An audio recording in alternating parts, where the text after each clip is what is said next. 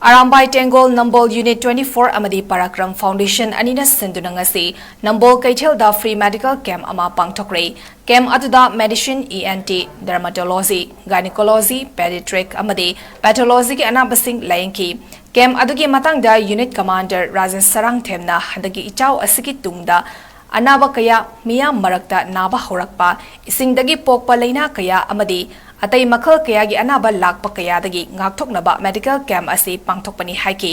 Parakram Foundation gi Destras Yumnam na luchingba team nasu Arambai Tengol Unit 24 na miyam gi damak kathokpa kaya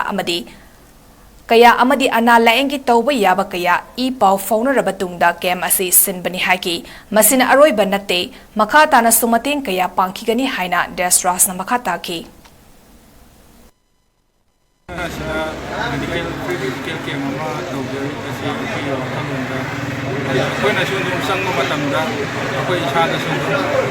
narak pakpalakpa himura indagi koi hamchanda skin disease mayam thor panam thengna jai sida ising saungna sohallaba medical camp da laireba thabak sugam khangraba waraba sidi amaina toromdagi rekhalakpadagi koi sinauji namboli kai unitagi formation au guided kana kana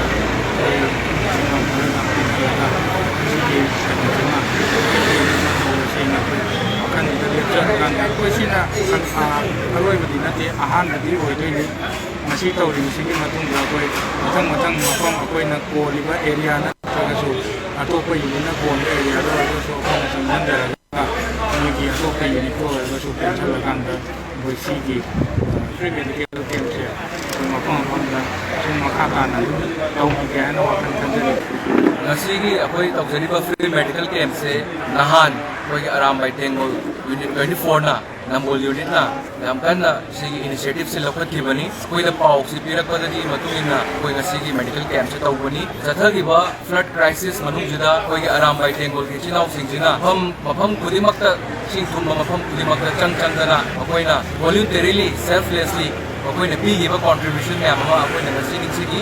adugi matungdasu ako'y na mayam gi siwa tongning mana maram oiraga sumaina ako'y da free medical camp ama sinje haina